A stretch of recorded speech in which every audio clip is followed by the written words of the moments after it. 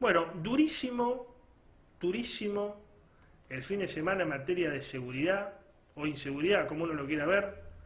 Esto ya es habitual, ¿no? Fin de semana parece que los ánimos se caldean, están las cosas más a flor de piel y bueno, todo se dirime a balazos, parece ser la única alternativa aquí en Rosario. Tres muertos en sendos hechos, uno particularmente en la zona sur, que se dio mientras un hombre de 36 años estaba mirando el partido central y le ingresó un balazo al pecho y murió. Sí, Qué locura, ¿no? qué Mirando el bárbaro. partido, un momento familiar, un momento ameno, la verdad.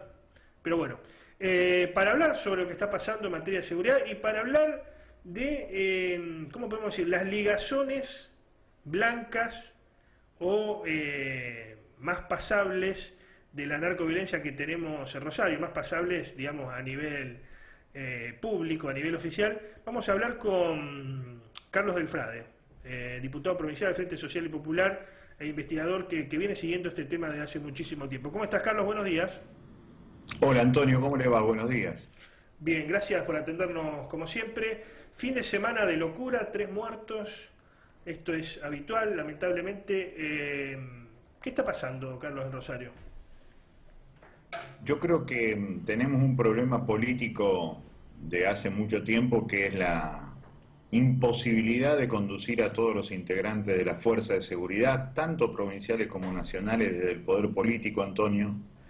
Creo que ha fracasado en la Argentina la idea de que solamente el partido que gobierna, tanto a nivel nacional como a nivel provincial, controla la seguridad y entonces genera esto que en los barrios se nota, la ausencia de patrulleros, lo que te cuenta la gente, y entonces se liberan zonas con una particularidad en Rosario en donde la cuestión territorial se sigue discutiendo desde hace por lo menos 6 años con una rudeza enorme y con estos resultados que vos decís, además de lo que hay que agregar, aquello que cada vez hay menos puntería, hay menos precisión en los sicarios y terminan heridos chiquitos de meses, de pocos años, como hoy cuando vas a las noticias te encontrás con un chiquito de pocos meses y por el otro lado otro chiquito de 7 años que recibió un balazo porque claramente ya los sicarios están mostrando que en Rosario son de muy mala calidad, que no tienen el profesionalismo que tenían otros y por lo tanto, como siempre decíamos nosotros,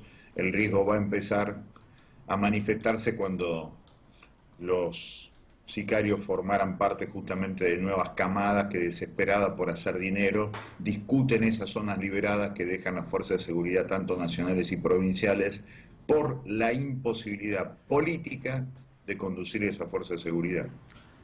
Ahora, me quedé pensando en esto. ¿Es un problema de menos puntería o de falta de puntería o el mensaje que se quiere dar es más terrorífico? Quiero decir, no solamente te mato, sino te mato y de una forma alevosa, como para que todos Sí, enteren sí, sí. que te maté No, eso sí, y lo para que yo que los digo vecinos sepan de que les puede pasar algo a ellos también. agregale, agregale eso, pero hoy hay una mayor ferocidad porque hay una mayor brutalidad, hay un menor profesionalismo y yo te marco 6 años porque en 6 años se desató esta enorme lucha por la distribución en realidad de la cocaína, de la marihuana, de las metanfetaminas en Rosario, después de lo que significó un año tremendo como el 2014 con el asesinato del pájaro Cantero, el 2013 mejor dicho, y a partir del 2014 esto se vio con ferocidad, el asesinato del pájaro, de Luis Medina, el atentado contra Bonfatti, y eso marcó un momento muy fuerte en donde, por ejemplo, en Barrio Municipal, la pelea entre los Caminos, los Zungaros, los Funes, en el norte, los Romero y los demás, han generado que justamente se concentrara el número de hechos violentos en los últimos años, fundamentalmente en esos barrios. A eso agregarle lo de siempre, la discusión entre el clan Maradona y otros más entablada, lo que genera que la cuestión sea enorme. Y sumale lo que está pasando en Villa Gobernador Galvez, en donde quiere hacerse fuerte una de las líneas que quedó de los monos frente a lo que quedó de la familia Bassi, y eso genera un permanente drenaje de sangre que, como vos decís, tiene una mayor ferocidad. E insisto, esto que antes no existía, que se puede matar a cualquiera y efectivamente es lo que está sucediendo. Carlos, ¿cómo estás? Buen día, Constantino Santandrea te habla. Hola, buen día, ¿cómo estás? Sí, ¿cómo está el tema o la relación con los barras, ya que venís siguiendo el tema en blanqueo de dinero en Rosario? Y las dos barras, vos sabés que son grupos vinculados al narcotráfico en Rosario desde hace muchos años, con una particularidad. En Rosario nosotros tenemos el único ejemplo en Argentina de un barra que fue, como el Pillín, jefe durante más de 20 años. No se da en ningún lado, no se dan en River, en Boca, en San Lorenzo, Huracán, en Independiente, en Racing, se da solamente en Central, y eso tiene que ver con la gran capacidad que tuvo Pillín, a mi entender, de encontrar lugares para lavar dinero muy vinculados a sectores de poder, como el que estamos investigando ahora, que hemos denunciado, que acabamos de presentar el proyecto en la legislatura provincial sobre este señor Dutra, que es contratista del Estado provincial desde el año 2003. Desde el año 2003. 2003. 17 años recibiendo contratos millonarios de parte del Estado, con muchas denuncias sobre la calidad de pasó por todos los gobiernos, Catherine pero ¿Cómo? digo, pasó por todos los gobiernos, peronismo, socialismo, arregló con todo. Sí. Claro, por eso nos parece alevoso. Y cuando el pasado 17 de octubre, justamente, se hace un allanamiento buscando los contactos de la causa Pillín con el lavado de dinero, dan con dos domicilios de Dutra, uno en un edificio de las Torres Maui y otro en San Marino. San Marino es un barrio privado de Funes. Y se encuentran nada menos que tenía en la pieza, como vos y yo, Antonio, podemos tener un pantalón allí a punto de ponernos, se encontró con un fajo de $500.000. Claro. Todo ordenado. ¿De dónde viene ese dinero? Con la escasez de dólares en efectivo que supuestamente hay en la plaza, de acuerdo a lo que dicen los economistas. Y además con el dato de que allí en San Marino había una caja fuerte que no pudo ser abierta. Eso es lavado de dinero. Y me parece que allí también lo que hay que empezar a investigar son también los contactos con quienes deben defender a los trabajadores de Catherine Gourmet, que no sé hasta qué punto lo han defendido en todos estos años. Así que me parece que allí, detrás de Dutra, detrás de los dineros que lavó el Pillín, nos vamos a ir encontrando con lo que significa el verdadero fondo de toda esta lucha violenta de sangre derramada que estamos viendo en Rosario, que es el conducto del lavado de dinero. Eso es fundamental. Claro. Cuando el lavado de dinero se hace sí. en conductos vinculados con contratos millonarios con el Estado, es allí en donde se empiezan a meter la mayor cantidad de dinero que viene del juego ilegal, que viene del narcotráfico, que viene del contrabando de armas.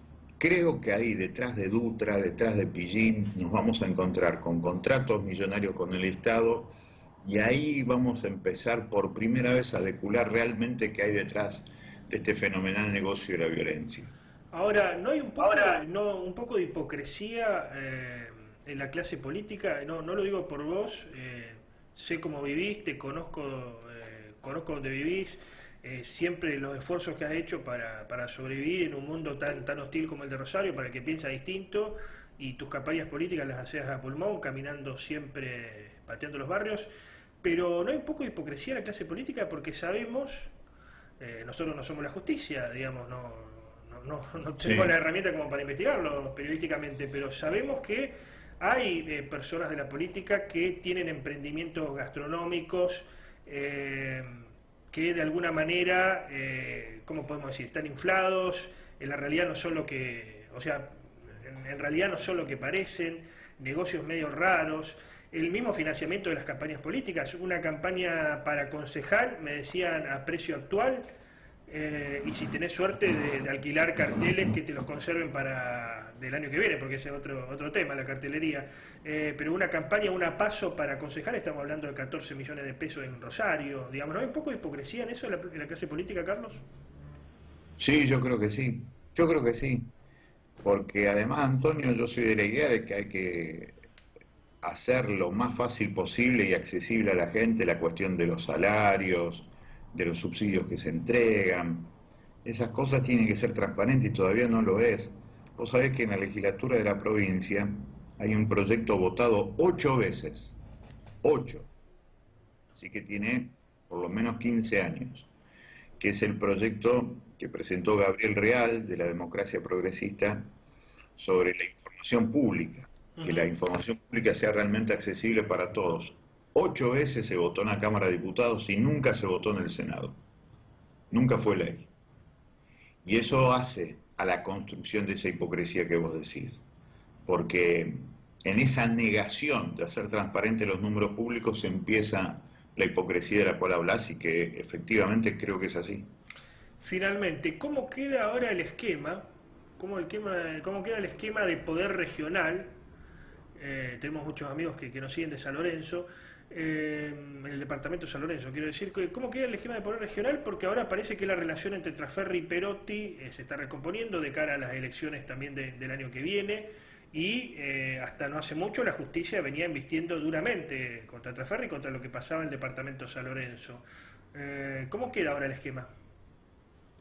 Yo creo que va a depender del balance también de fuerza política dentro del peronismo, Antonio, de lo que pueda o no sacar Saín de las famosas 3 leyes de seguridad. Si Saín avanza en eso, es posible que las investigaciones continúen.